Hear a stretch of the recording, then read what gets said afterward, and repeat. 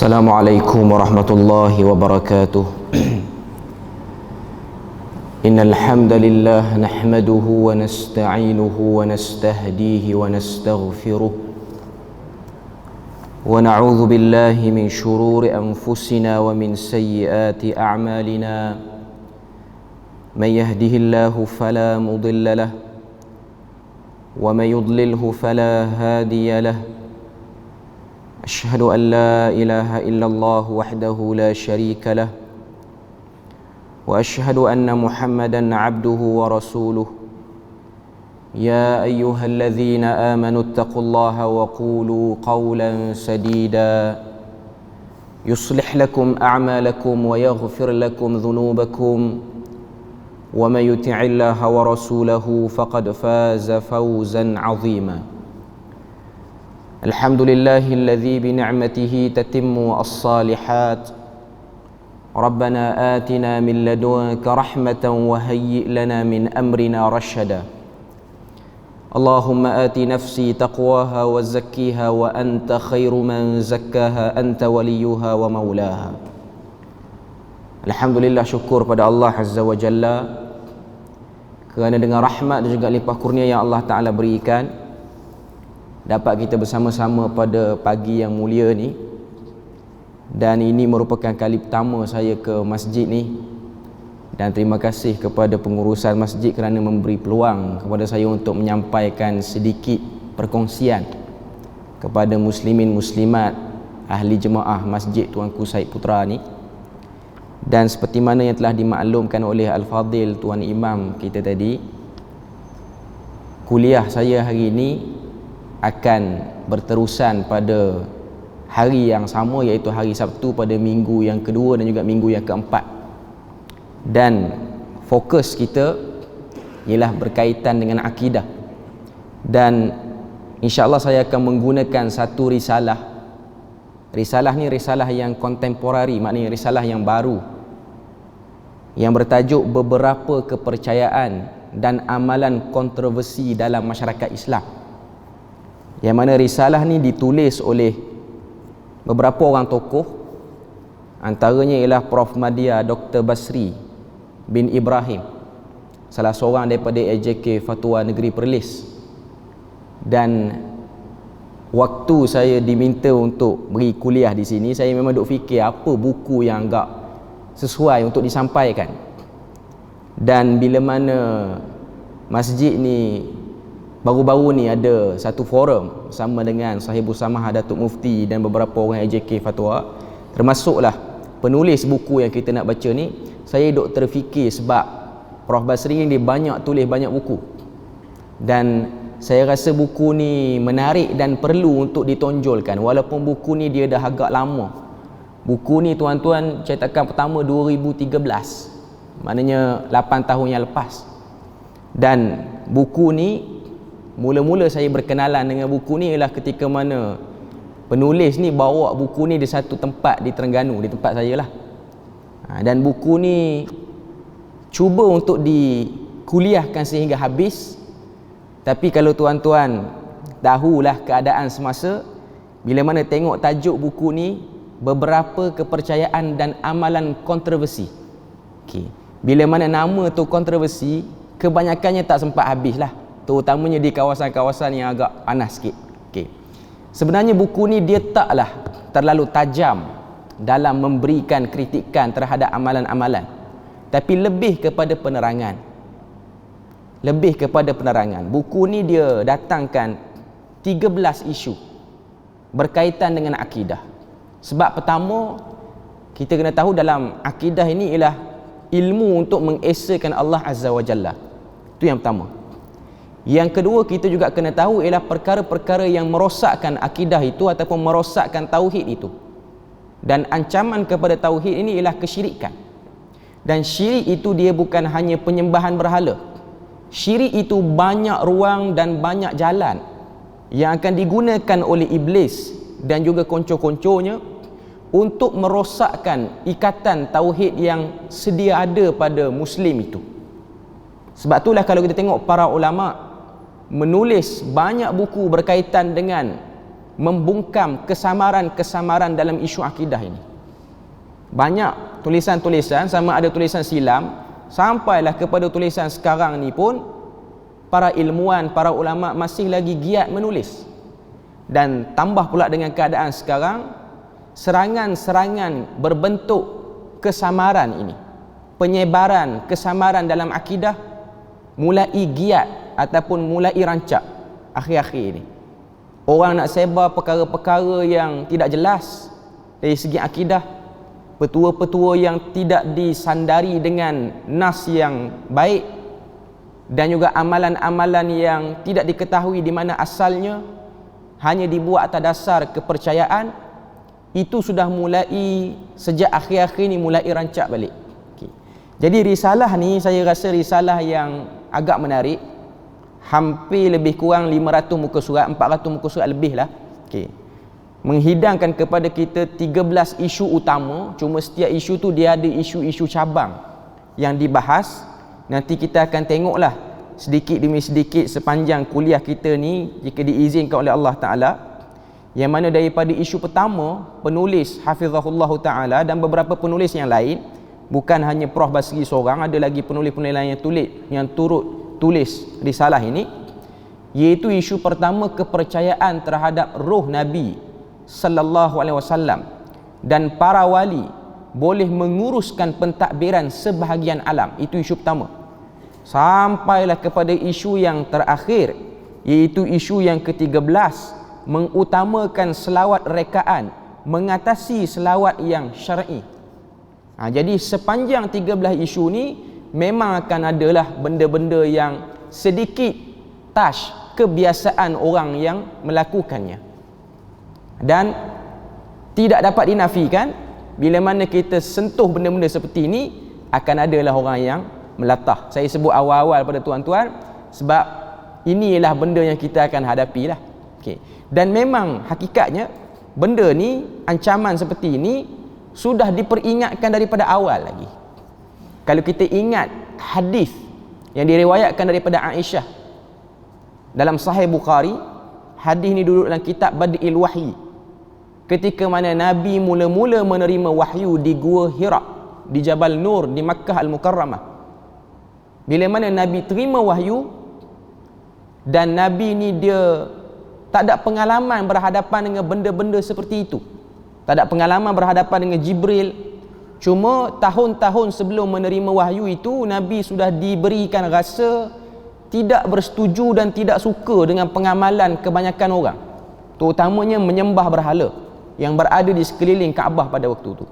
Sehinggalah Allah Ta'ala memilih Nabi ketika mana cukup usia Nabi 40 tahun untuk menerima beberapa potong wahyu yang awal, iaitu ayat-ayat yang awal daripada surah Al-Alaq, Iqra' bismi rabbikal ladzi khalaq.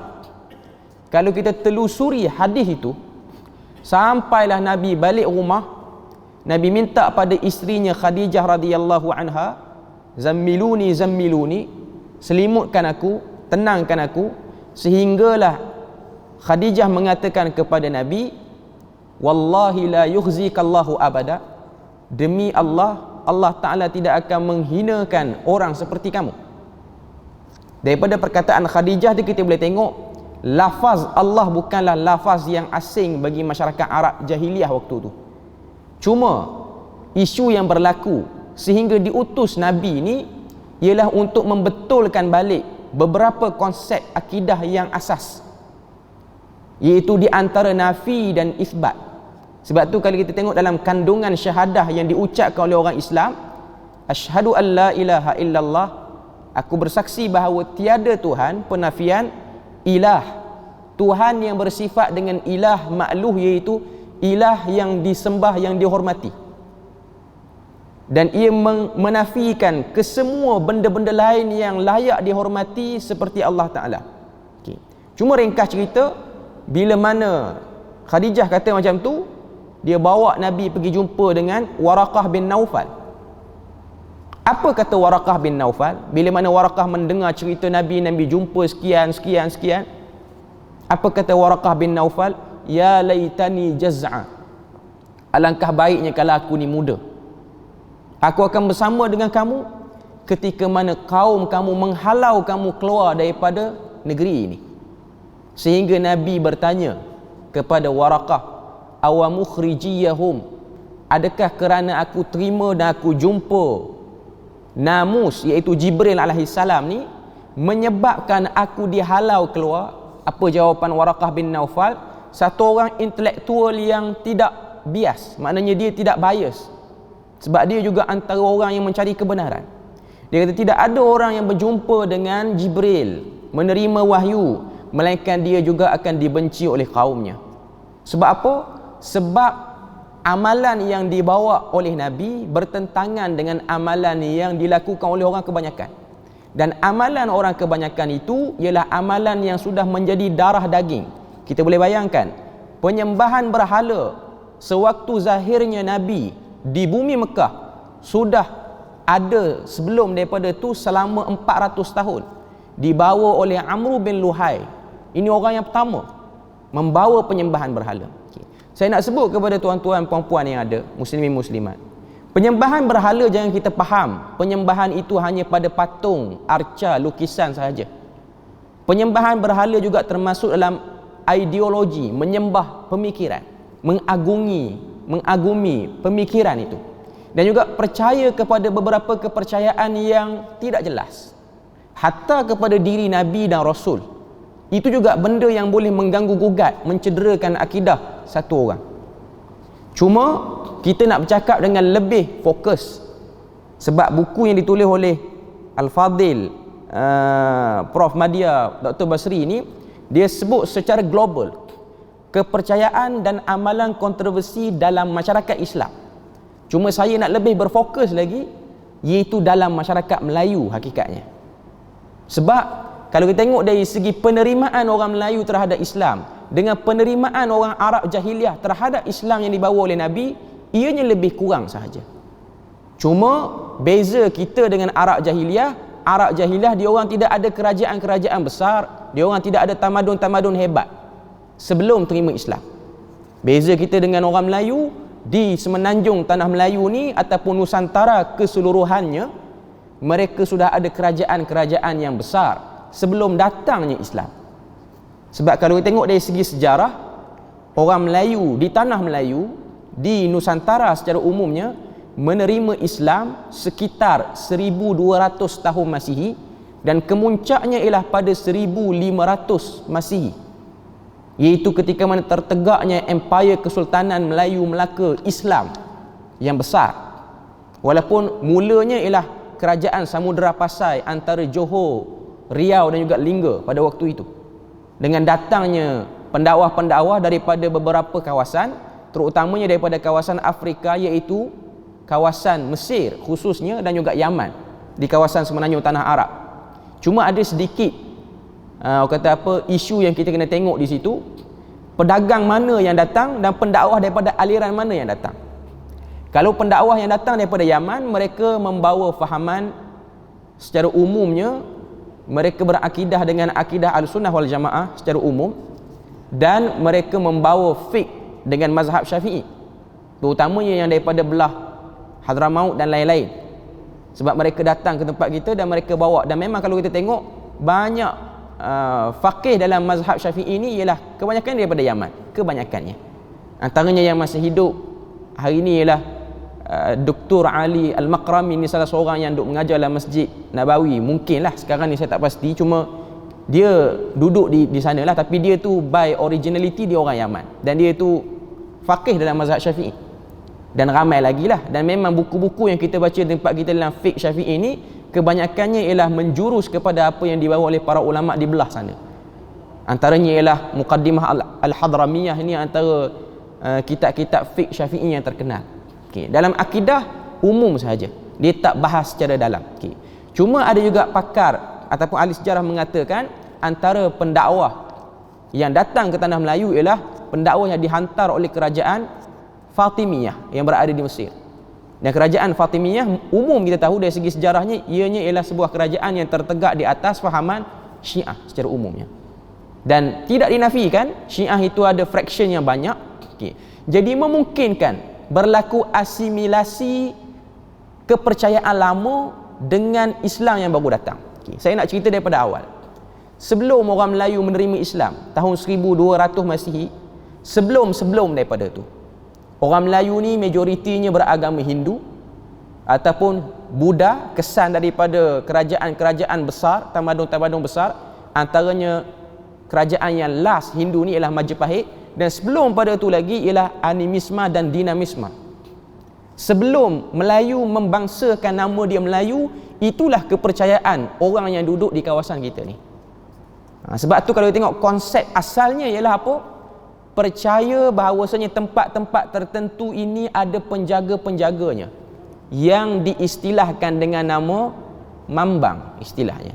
Sebab tu kalau tuan-tuan tengok cerita P. Ramlee tu yang kata mambang tanah, mambang air, dia make sense dengan ajaran lama dulu. Dia make sense. Dia ada hai mambang tanah, mambang air, mambang api, mambang angin. Itu ialah benda mantra yang memang disebut dulu. Okay.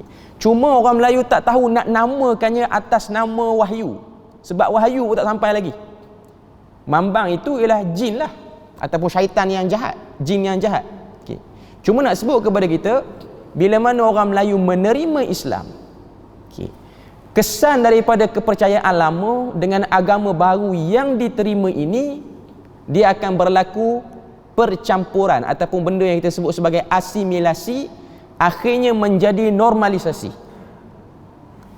Seruan-seruan, mantra-mantra orang-orang hebat, roh-roh yang ditakuti, disegani, dihormati, juga ditarik kepercayaan tu bila mana sudah mengucapkan syahadah, dah Islam, masih lagi bawa benda tu.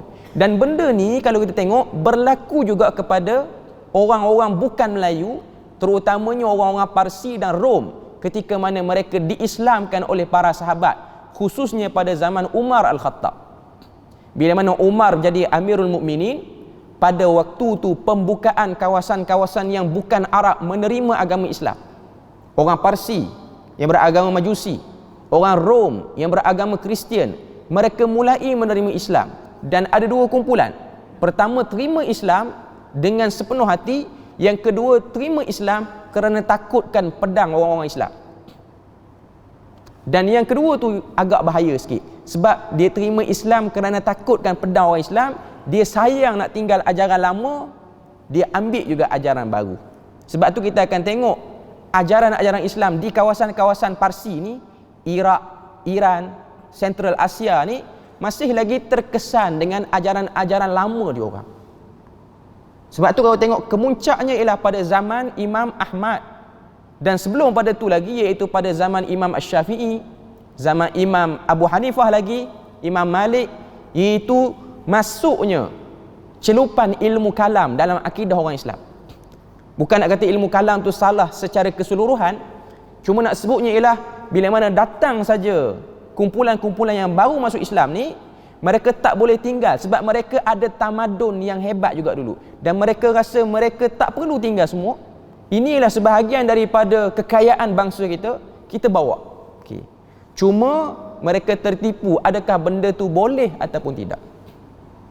Jadi sama juga dengan keadaan orang Melayu, bila mana dia terima Islam, dia terbawa-bawa dengan penghormatan terhadap tempat tertentu, orang tertentu, roh-roh tertentu, dan akhirnya benda tu diasimilasikan. Cuma ditukar lafaz penghormatan itu daripada bahasa Melayu lama, mungkin Sanskrit, mungkin Jawa, ditukar ke dalam bahasa Arab yang ada iktibas sikit dengan ayat Quran. Tuan-tuan boleh faham apa yang saya sebut tu? Maknanya dia akan ada istilah-istilah yang diislamisasikan, tapi poin dia ianya ialah ajaran lama. Sebab tu kita akan tengok sampai di kubur sekian, dia akan ada upacara sebut ila hadrati sekian. Bunyinya bahasa Arab, lalu orang duk ingat itu ialah bahagian daripada ajaran Islam, tapi bukan. Walhal ia sama saja dengan menyeru hei mambang tanah, mambang air itu. Poin dia yang sama saja. Cuma dia tukar bahasanya. Okay.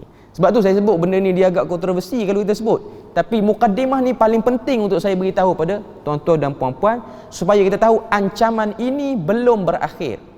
Dan inilah senjata yang paling licik yang digunakan oleh iblis dan syaitan untuk divert orang Islam supaya tidak berada di atas ketulinan agama yang benar.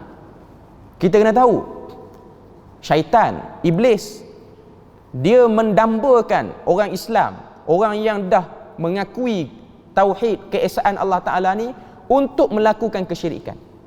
Kita semua ni yang duduk dalam masjid ni, memang syaitan ataupun iblis ni sangat-sangat berhajat kita ni nak jadi syirik. Dan dia sangat suka kalau kita boleh ke arah kesyirikan. Dan dia pun tahu orang masjid ni nak suruh syirik, kalau nak suruh pergi kuil tokong, tak boleh. Tuan-tuan nak ajak pergi wat siam, tuan-tuan tak akan pergi sampai kesudah. Nak suruh dibayar dengan berapa ribu pun, tuan-tuan tak akan pergi, hanya untuk menghormati patung berhala. Tapi untuk divert amalan, tukar amalan tu daripada yang benar jadi kurang benar sikit je. Dia tak bagi kurang benar banyak. Dia tak suruh berpaling sampai 180 darjah. Cukup 20 darjah, 30 darjah, hanya untuk kacau asas. Sudah cukup untuk iblis. Dan itu lebih bahaya, sebab kebanyakan yang terjebak dengan benda ni menganggap ianya ialah daripada benda yang dibenarkan oleh agama. Itu benda yang kita kena tahulah, perkara yang kita kena tahu. Okay. Jadi dalam buku kita ni, insya-Allah pada minggu seterusnya kita akan bahas poin yang pertama, iaitu berkenaan dengan kepercayaan roh Nabi. Okay. Mengagungi roh Nabi. Dulu orang Melayu dia agungkan roh yang jaga bukit sekian, gunung sekian. Okay. Roh tu dah tak boleh pakai selepas terimanya Islam. Sepatutnya kita bukan agungkan roh, kita ikuti ajaran yang dibawa oleh Nabi itu. Tapi nak kata liciknya iblis ni, dia datangkan kita satu perasaan mengagungi awalnya, tapi dia manfaatkan rasa sayang pada Nabi, rasa hormat Nabi tu, akhirnya kita pergi pada satu tempat yang Nabi tak suruh, tapi kita yang mubalarah, kita yang berlebih-lebih di kawasan itu. Sebab itulah keluarnya Braille kalau dibelah benua India ataupun Pakistan. Dia orang sayang pada Nabi sakan sangat, akhirnya dia orang besarkan Nabi lebih, dan akhirnya dia orang telah memberi hak ketuhanan pada Nabi itu. Sedangkan benda tu dilarang oleh Nabi. Dan benda tu pernah berlaku kepada orang lain sebelum daripada itu, iaitu Kristian. Mereka pergi lajak dia lebih sangat pada Nabi Isa, akhirnya dia orang membesarkan Nabi Isa. Okay. Kita taklah kata sehingga sembah Nabi Muhammad tu sebagai Tuhan. Cumanya rasa hebat, rasa hormat. Sebab tu mantra-mantra ilmu kebatinan dia banyak unsur ini. Terutamanya kebatinan dalam bab bela diri. Maaf saya sebut benda ni kalau ada orang terlibat dengan ilmu bela diri, ianya bukan ilmu yang salah. Belajar bela diri, silat ke apa ke tak salah. Okey. Cuma ada setengah-setengah gerakan ataupun setengah-setengah kumpulan ini dia ada unsur kebatinan, dan dalam unsur kebatinan tu dia ada mantra-mantra yang bersifat membesarkan Nabi lebih pada Allah Ta'ala. Antara setengah-setengah kumpulan silat tertentulah, tak semua, tapi ada. Aku berada di bawah lembayung Muhammad dan di hadapanku Allah Ta'ala. Siapa lebih besar dalam mantra itu? Muhammad lebih besar, sebab lembayung Muhammad ni dilindungi oleh Muhammad, dan Allah Ta'ala itu menjadi armor ataupun benteng. Sepatutnya yang melindungi Allah Ta'ala, bukanlah Nabi Muhammad. Sebab tu kalau tengok dalam surah Jin, Allah Ta'ala kata wa annahu kana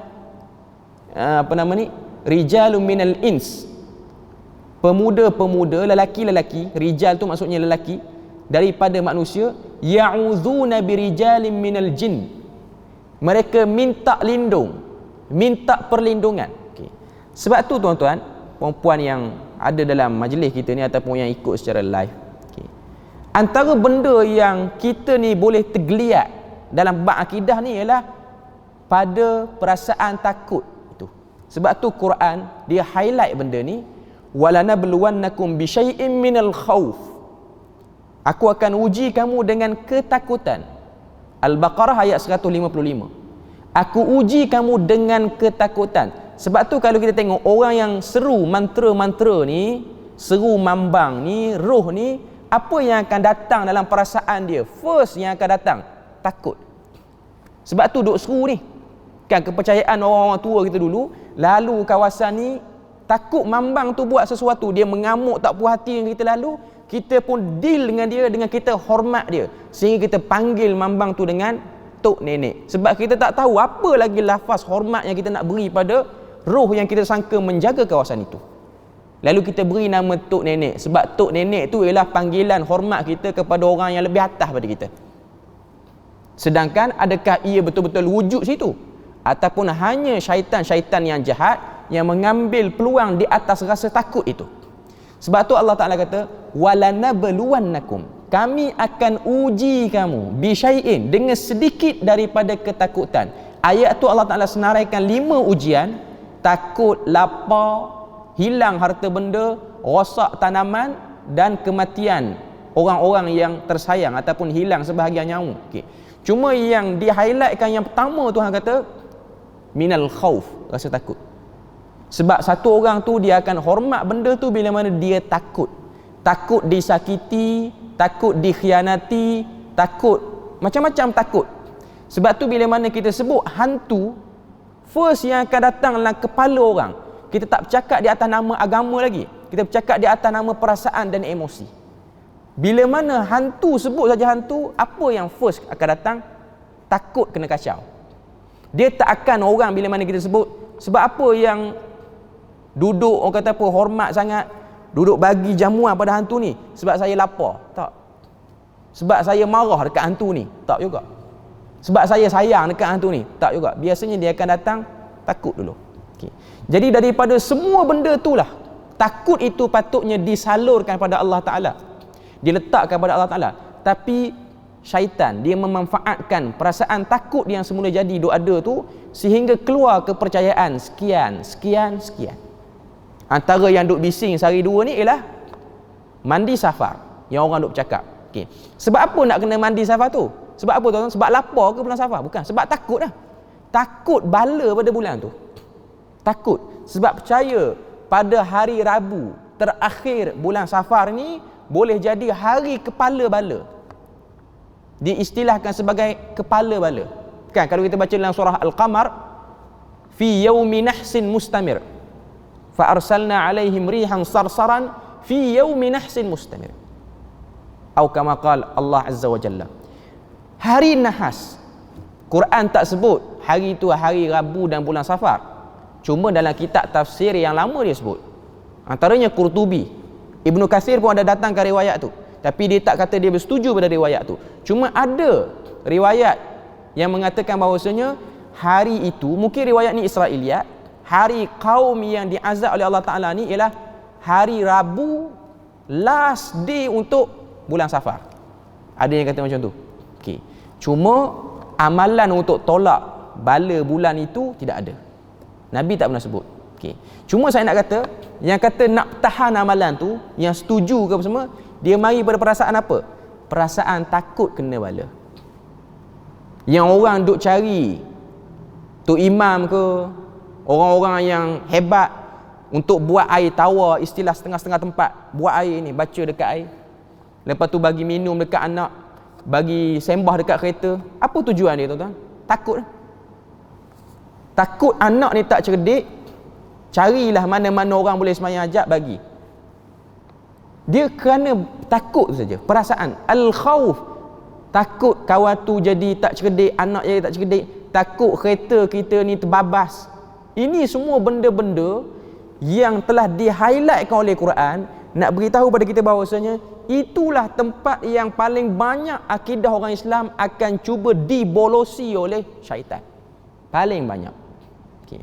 Dan sepatutnya ketakutan itu kamu berharap pada Allah Azza wa Jalla. Sepatutnya. Tapi dengan sebab kekurangan ilmu mungkin, ataupun tidak dapat maklumat yang betul, tak jelas, menyebabkan sebahagian orang rela untuk memegang beberapa kepercayaan-kepercayaan yang tidak didasari oleh sunnah ataupun Al-Quran itu sendiri. Maknanya tidak ada pencerahan wahyu yang jelas, sehingga menyebabkan benda itu berlaku, diimani, dipercayai, dijadikan sebagai pedoman hidup. Ataupun kita namakan dalam istilah kita khurafat benda tu. Maknanya satu benda yang tidak didasari dengan dasar saintifik yang betul. Cuma yang jadi masalah sekarang ni, ianya akan bertukar kepada perkataan ikhtiar. Tuan-tuan akan tengok, nanti kita akan bahas minggu seterusnya, kepercayaan roh Nabi dan para wali boleh mengurus takbir sebahagian alam ni, dia akan seru amalan tu, dia akan seru sebahagian nama-nama wali, bukan Nabi Muhammad saja. Nama-nama wali dan juga nama-nama para sahabat yang tertentu. Cuma kalau kita nak tahulah, kalau kita nak tahu dengan lebih lanjut, dalam seruan-seruan tu, dia seru Abu Bakar, dia seru Umar, dia seru orang kata apa, Uthman, Ali dan juga imam-imam yang lain lah daripada kalangan Ahlul Bait. Okay. Pertama kita kena tahu, ada satu orang pengkaji dalam bab ni daripada Indonesia, negara jiran, Ustaz Muhammad Faiza, muda juga orangnya.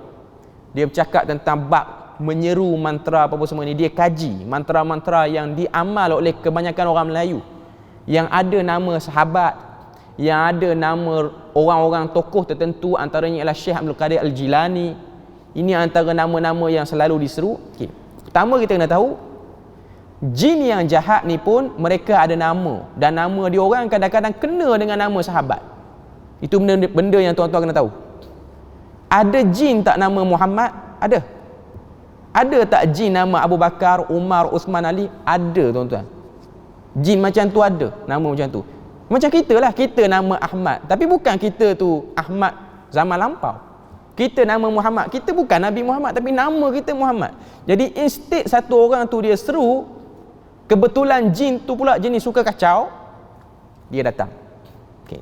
Sebab tu kita akan tengok antara bacaan-bacaan zikir-zikir yang tak jelas ni ialah Ya Mai Khail sekian-sekian. Rupa-rupanya nama tu ialah nama bagi ketua jin ke apa saja, bala tentera yang jahat. Lalu dia datang dan dia tolong kita. Apa yang kita nak tu kita dapat. Kita nak suruh dia jaga kebun, kita nak suruh dia jaga kenderaan, kita nak suruh dia jaga ahli keluarga kita kalau jauh pada mata kita. Okey, benda tu dapat, kita tertipu dengan benda tu, dan akhirnya kita pun pegang benda tu. Pegang saja okey lagi, wariskan kepercayaan tu kepada keturunan seterusnya. Itu yang akan menyebabkan kepercayaan ini akan terus diterima dan tak akan dibendung. Cuma saya nak sebut sikit lagi lah, dalam masa yang ada ni, syuruk kita berhentilah insya-Allah. Okey, saya nak sebut mukadimah saja untuk pagi ni. Okey. Bila mana penjajah ni dia datang, kan kalau kita tengok dari segi orang kata apa, dari segi sejarah orang Melayu, saya nak fokus orang Melayu je pada pagi ni, sebab kita kena tahu di mana pincangnya permasalahan ini, di mana orang kata apa, punca asalnya. Okey. Bila mana orang Melayu dah terima Islam, raja-raja Melayu, sultan-sultan Melayu dah menerima Islam, asimilasi amalan lama kepada Islam pun sudah berlaku. Okey. Dan asimilasi itu yang tidak sihat, macam kita sebut tadi lah, kebiasaan amalan lama diislamkan, tak buang kepercayaan tu, tapi lafaz perkataan saja tukar. Okey. Apa jadi pada waktu tu? Penjajah pun datang. Ini era imperialisme. Sekitar 1500, 1600, 1700, 1800 sampai 1900. Sekarang era 2000 dah. Okey. Maknanya tuan-tuan boleh bayang, daripada 1500 sampai pada 1900 tu berapa ratus tahun? 600, 500 tahun lebih. Okey. Ini era penjajahan. Termasuk yang kena ialah kita. Eropah meluaskan dasar imperialisme dia. Yang terkena juga ialah kita di Nusantara ni. Dan kita orang Melayu ni, Malaysia khususnya, antara pihak luar yang menjajah kita dalam tempoh yang lama ialah British. Sebelum pada tu Portugal dan juga Belanda. Portugis lah di Melaka apa semua. Okey. Tuan-tuan perasan, penjajah-penjajah ni bila mana dia datang, dia involve tak diri dia orang dengan amalan khurafat. Dia tak terlibat dengan amalan khurafat kita. Bahkan dia orang kaji, dia orang catat. Dia orang kaji, dia orang catat. Tuan-tuan kalau tengok di barat, buku-buku tentang Malay magic, sihir di alam Melayu, banyak ditulis. Lebih pada 30 buah dia tulis. Buku tu ditulis bila? Sekitar 1600, 1700, 1800. Orientalis barat dia bawa. Okay. Sehingga keluar satu disiplin ilmu nama dia antropologi. Tengok budaya masyarakat tu. Okay. Dan orang-orang Eropah yang Kristian ni, mereka melihat ini peluang untuk menarik orang Islam ini supaya tidak pergi kepada ketulinan agama tu. Sebab tu dia tak pernah kacau amalan ni. Sebab amalan ini akan blok orang Melayu untuk faham agama dia orang yang benar.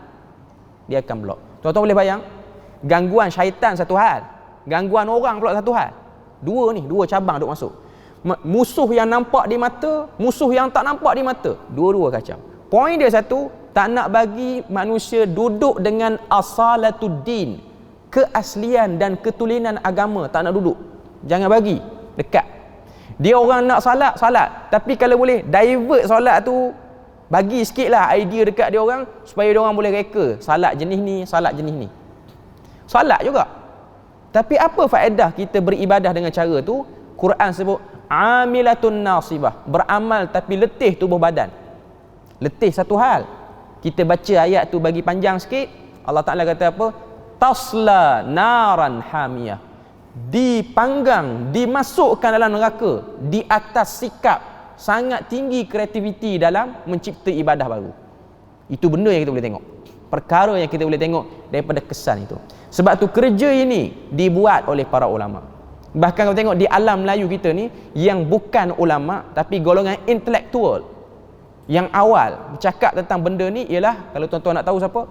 Za'bar, antara orang yang awal bercakap tentang ni. Dia bukan latar agama, tapi dia orang Melayu kita yang awal belajar sampai ke London. Dia tengok tulisan-tulisan orientalis tentang sikap orang Melayu tu, dia ada kesedaran. Kebetulan pada waktu tu dia kena dengan zaman kebangkitan di Mesir, Muhammad Abduh dan Jamaluddin Al-Afghani pada waktu tu. Jadi dia bawa satu idea baru kepada orang Melayu, sehingga dia tulis satu buku amalan bergantung pada diri sendiri, perangai bergantung kepada diri sendiri, sehingga buku tu telah dihentam teruk dan tak dibenarkan untuk dicetak, sehingga akhir-akhir ni baru dapat cetak balik. Okay, sebab dalam tu Za'bar mengkritik sebahagian besar amalan kepercayaan orang Melayu kita ni, terutamanya kebergantungan pada selain Allah dalam tu dia sebut. Walaupun dia tak sebut secara direct, indirect dia sebut. Okay, tapi dia ada kesedaran, dia nampak benda tu. Okay, alhamdulillah kita boleh tengok pergerakan itu semakin hari semakin jelas, semakin hari semakin terang, sampailah kepada zaman kita, sampailah kepada hari ni. Tuan-tuan duduk dalam majlis ni, tuan-tuan dengar dan tengok sebahagian daripada tulisan para ulama yang membungkam benda ni, maknanya yang menjelaskan balik benda ni. Sebab tu antara pengajian akidah juga yang kita kena tahu ialah mengenal aliran-aliran yang tak betul, kepercayaan-kepercayaan yang tak betul, selain daripada belajar faham dalil, faham hadis untuk mengukuhkan teori akidah tu sendiri ataupun teori tauhid tu sendiri. Pertama kita tahu tauhid itu ialah mengesakan Allah Ta'ala. Qul huwallahu ahad, katakanlah Allah Ta'ala itu esa. Esa dengan makna tidak menerima pasangan, dia tunggal. Dan kita kena tahu, bila mana satu orang dia berani sebut macam tu, syaitan tak akan duduk diam. Itu benda-benda yang tuan-tuan kena tahu. Walaupun kita nampak macam kita okey je sebut, tapi sebenarnya syaitan tu dia tak boleh duduk diam. Sebab itulah kalau kita tengok dalam surah Al-A'raf, bila mana Allah Ta'ala telah melaknat iblis, dan Allah Ta'ala berikan kepada iblis kepanjangan usia dia. Okay, apa sumpah iblis? Sumpah iblis apa dia? Dia kata, aku akan kacau, la ughwiyannahum, aku akan kacau. Tengok perkataan iblis guna, saya tak berapa nampak ayat tu, tak ingat sangat ayat tu. Cuma iblis dia guna perkataan la ughwiyannahum ajma'in, aku pasti akan cuba untuk kelirukan anak Adam dalam isu tu. Macam saya sebut tadi lah, dia tak akan datang ke satu orang masuk masjid, jom kita pergi wat, jom kita pergi kuil, sembah berhala. Tak akan berlaku kepada orang yang dah dalam masjid.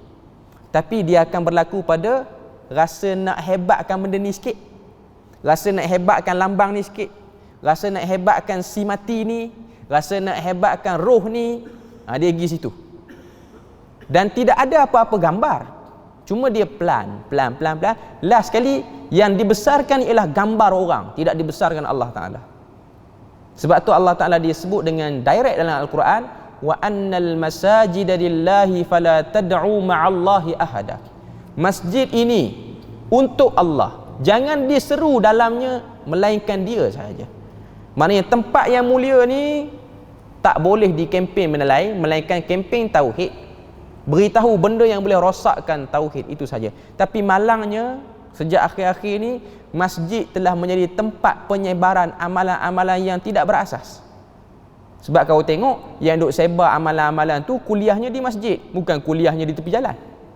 Okay. Sepatutnya masjid berfungsi sebagai pusat pemurnian akidah, bukan berfungsi sebagai pusat menghidupkan kepercayaan lama. Jadi sekarang ni peperangan tu dua. Pertama, berperang menghadapi amalan-amalan khurafat. Yang kedua, ada satu kumpulan dia nak promote balik amalan yang dah ditinggalkan, khurafat yang dah ditinggalkan, untuk dihargai balik. Dan ini kalau tengok ialah senjata yang digunakan oleh musuh Islam pun. Sebab tu British dia rekodkan amalan orang Melayu. Tujuan dia apa?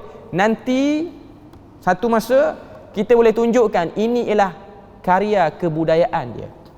Sebab tu ada orang bila mana kita kata amalan ni tak payah buat, dia akan sebut tapi inilah kekayaan budaya. Itu bukan isu budaya, itu ialah isu akidah sebenarnya. Sebab tu amalan tertentu, tarian tertentu, tarian ataupun orang kata apa, satu gerak badan, tarian lah kita sebut, bagi setengah-setengah bangsa. Contoh bangsa ni dia ada tarian ni, bangsa ni ada tarian ni, orang negeri ni ada tarian ni. Kalau macam saya orang Terengganu ada apa? Ada ulik mayang. Ulik mayang tu ada unsur-unsur yang tak jelas dalam tu. Di Perlis ni apa benda? Di Perlis ni awang batil. Saya pernah baca yang tu. Okay. Awang batil ni dah jadi satu UNESCO, dah beri orang kata apa, dah beri pengiktirafan. Okay. Cuma yang duk ada sekarang itu dah okey dah. Cuma kalau kita baca sejarah dia kena perasap dulu patung orang yang nak bercerita tu. Perasap patung sehingga dia boleh datangkan roh tu, sehingga dia petah bercerita. Sedangkan kadang-kadang sebahagian yang jadi penipu lara tu membaca pun tak reti, tapi dia boleh attach dengan satu roh tu ataupun satu semangat apa, dan dia bawa dan dia cerita. Dan dalam cerita tu of course dia tak cerita saja tuan-tuan, dia akan ada unsur rawatan dan akan ada unsur yang sakit nakkan ubat. Ini juga antara tempat yang akan digunakan oleh benda-benda seperti ini untuk dia divert akidah tu. Antara sebab orang boleh gadai akidah ni ialah sebab dia sakit dah. Dia sakit lama sangat tak baik, akhirnya dia cari benda tu. Dia cari cara untuk mengubati, walaupun atas nama orang kata apa yang menggadaikan keimanan tu sendiri, benda tu akan menjadi peluang besar untuk iblis dia divert benda tu. Okay. Jadi itulah sedikit sebanyak apa yang nak saya sampaikan pada pagi ni sebagai mukaddimah awal. Saya tak nak cakap panjang pun pada pagi ni, cuma saya nak bagi penerangan apa yang kita akan bercakap. Maknanya sepanjang kita bahas buku ni, ini ialah secara umumnya yang kita akan sentuh dalam buku tu. Amalan dalam buku ni, maknanya amalan-amalan kontroversi global, seluruh masyarakat Islam, bukan Melayu saja. Cuma saya nak bagi contoh pada tuan-tuan supaya itu lebih dekat dan kita lebih nampak apa yang nak disampaikan. Okay. Buku ni macam saya sebut tadilah 400 muka surat lebih. Tapi saya tak akan baca word by word lah.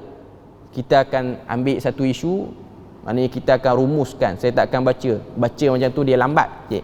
Jadi kalau tuan-tuan yang nak faham, saya tak wajibkan beli. Okay.